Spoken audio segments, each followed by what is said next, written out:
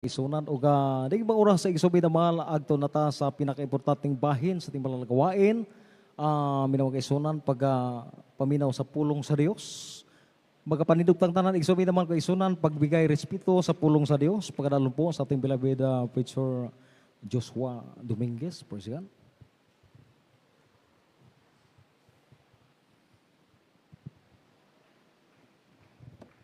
Siguro Bishop Alameda, Richard Eugene. Ay mahal, tayo pong lahat ay sama-samang manalangin.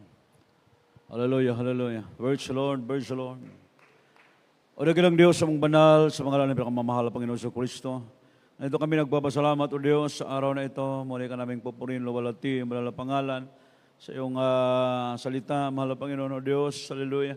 Maraming salamat at sa mga dalangin ng mga tao nilang isa naway kahabagan mo kami, mahal na Panginoon o Diyos. Maraming salamat mula kahapon hanggang sa mga oras na ito. Salamat po, mahal na Panginoon o Diyos, patnubay gabay mo sa amin. Sa iyong banal na salita sa gana, aking wala pang magawa, naway pagpalain mo, umilos ka na mainam sa aming kaligitnaan, alisin mo mga dlang gawa ng kaaway, demons of hindrances, demons of doubts and belief, cast out one which right now, be bless you one, in Jesus' name. Amen and amen. Praise the Lord. At makabalik po tayo sa ating mga upuan. At pinapabot po natin ang lahat ng kapurihan, kadakilaan, mga pagpupuri, pagluwalhati, pagparangal ay tanging sa ating pinakamamahal na Panginoong Jesucristo. Palakpakan po natin ating dakilang Diyos. And double honor to our beloved parents in the Lord. And we always cherish the blessed teaching and preaching of our beloved pastor, Oweldis Rada Almeida, and beloved son pastor, Linas Almeida. Greetings to our beloved Almeida family, beloved co-workers, co-preachers, to all the beloved brethren, choirs, beloved livecast viewers, happy viewings and good evening or good morning to everyone who ubas. Salamat sa ating mahal na Panginoon sa araw na ito at nandito naman po tayo sama-sama na nagpupuri, nagluwalhati sa ating dakilang Diyos. Salamat sa ating mahal na Panginoon. Di man tayo karapat-dapat, tayo ay pinagpala ng ating mahal na Panginoon, napadako tayo sa totoong gawain, the Jesus Miracle Crusade International Ministry. Palakpakan po natin ating mahal na Panginoon. Praise the Lord at salamat po sa ating dakilang Diyos. Ako na po ay nakabalik ito sa ating lugar, mga minamahal. Galing po ako sa Mindanao, na-assign. Salamat sa ating dakilang Diyos. At mga kapatiran natin doon, talagang masaya din na naglingkod sa ating mahal na Panginoon. Kahit saan tayo magtungo, makikita po natin yung mga kapatiran, Luzon, Visayas, Mindanao, maging sa ibayong dagat. Talagang pariho lang yung mga ginagawa natin. At ito po'y tinuturo ng ating mahal na pastor at talagang ginagawa natin at talagang nakikita din po natin ang resulta sa ating mga ginagawa. Yan po yung mga blessings na nagmumula sa ating pinakamamahal na Panginoong Jesucristo. Palakpakan po natin ating mahal na Panginoon. At ngayon po, buksan po natin ating mga Biblia. So, ating topic, from roles to relationship. Mula sa mga tuntunin hanggang sa relasyon. So, basahin po natin ang ating key verse from the book of Matthew, chapter 22, verse 34 up to 40. The Gospel according to St. Matthew, chapter 22, verse 34 to 40. But when the Pharisees had heard that he had put the Sadducees to silence, they were gathered together. Then one of them, which was a lawyer, asked him a question, tempting him and saying, Master, which is the great commandment in the law? Jesus said unto him, Thou shalt love the Lord thy God with all thy heart, and with all thy soul, and with all thy mind. This is the first and great commandment. And the second is like unto it, thou shalt love thy neighbor as thyself. On these two commandments hang all the laws and the prophets.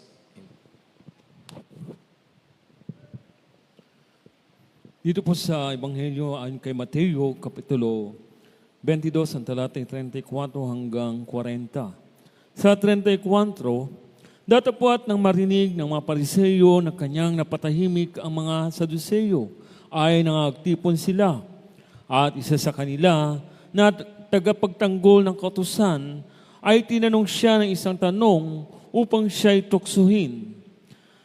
Guro, alin bagang dakilang utos sa kautusan? 37, at sinabi niya sa kanya, iibigin mo ang Panginoon mong Diyos ng buong puso mo at buong kaluluwa mo at buong pag-iisip mo. Ito ang dakila at pangunang utos. 39, at ang pangalawang katulad ay ito, iibigin mo ang iyong kapwa na gaya ng iyong sarili. Sa 40, sa dalawang utos na ito'y nauwi ang buong kautusan at ang mga propeta. Amen ang Diyos ang magpala sa kanyang banal na salita. O dito po mga minamahal, mayroong utos. Dalawang utos. Ibigin mo ang Panginoon mong Diyos ng buong puso mo. Maraming tao ngayon, mga minamahal na umibig sa Diyos, pero hanggang bibig lamang. Hindi mo makikita na talagang iniibig nila ang Diyos. Hindi nila kayang patunayan, hanggang salita lamang. Ano sabi ng mahal na Panginoon? If you love me, keep my commandments. Kung ako inyong iniibig, sundin ninyo aking mga utos. Kaya kailangan mga minamahal, mapakita natin na tayo talagang umibig sa ating mahal na Panginoon. Hindi lamang sa salita. Tayo nandito ngayon, mga minamahal, nagpupuyat tayo. Hindi lamang salita, kundi talagang nandito tayo. Nagpupuyat, ibig sabihin, sinusunod natin ang utos ng ating mahal na Panginoon. At ito po'y patunay na tayo'y umibig sa ating dakilang Diyos. Ibigin mong Panginoon mong Diyos ng buong puso mo. So hindi lamang sa salita, buong puso ang sinasabi, mga minamahal. Pero marami ngayong mga tao na nagsasabing iniibig nila ang mahal na Panginoon, pero hanggang nguso lamang po, mga kapatid. Hindi po galing sa puso, hindi po nila masunod ang mga utos ng ating mahal na Panginoon. Sila po'y nabibigatan. Bakit po, mga minamahal? Dahil sila po ay walang pag-ibig sa Diyos. Yun ang katotohanan. Pero pag inibig mo ang Diyos, hindi mabigat ang mga utos sa mahal na Panginoon. Yan po'y magaan lamang dahil sa pag-ibig mo sa ating mahal na Panginoon. Amen. Buong kaluluwa at buong pag-iisip ang pag-ibig sa ating mahal na Panginoon. Kaya purihin natin mahal na Panginoon, bago tayo magpatuloy, mga minamahal, sa ating pangangaral sa araw na ito, nais ko pong pag-isipan nyo, saglit ang mga bagay na ito. So ano po sa palagay ninyo ang meron na bago nilikha ang lahat ng bagay? So anong meron na bago nilikha ang lahat ng bagay? So siyempre ang very obvious na sagot ay ang Diyos. He is the Alpha and Omega. So bago nilikha ang lahat ng bagay, mayroon ng Diyos. Amen po ba? Ito yung Diyos noon hanggang ngayon. Hindi nagbabago. Siya yung nagpapagaling na ating mga karamdaman, naglulutas sa ating mga problema, nagbabago ng ating mga buhay. Siya po yung Diyos na sinasamba noon. Hanggang ngayon, sinasamba natin, mga minamahal, sapagkat siya ang Diyos na makapangyarihang Diyos, walang katulad. Siya ang may hawak ng buhay na walang hanggan, mga minamahal, na ating napakinggan. Amen. So maging sa time ng creation, nang likhain po ng Diyos ang tao ayon sa kanyang wangis at inilagay sa Garden of Eden, God wanted a relationship. So nang likhain naman ng Diyos si Eva ay binigay kay Adan. Usually, ang nakikita natin dito ay nagkakaroon ng kabiyak ng lalaki. Pero ang napakalaking katotohanan dito, mga minamahal, ay ang pagkakaloob ng Diyos sa tao ng relasyon sa kanyang kapwa-tao. Amen. Kaya pagkatapos likhain ng Diyos ang lalaki, nasabi niya na hindi mainam sa tao ang nag-iisa. Amen? Dito makikita mo the life that the Lord has given us is a life that is all about relationship. So ang problema, ang tao lamang ang naglagay ng mga barriers, mga roles na mismong sumasakal sa kaniyang buhay.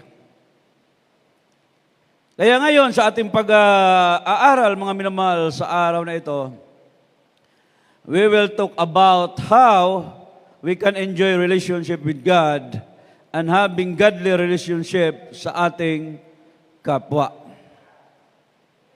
So the first, build your life around God. Shout, praise the Lord. So mahalagang si Lord Jesus ang sentro ng buhay. Amen. Mahalaga yun, mga minamahal. Siya yung maging sentro ng ating mga buhay. Kasi kung sa ibang bagay o nilalang, so iinog ang buhay nating ito.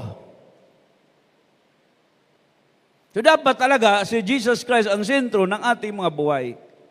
Dito sa ating binabasa,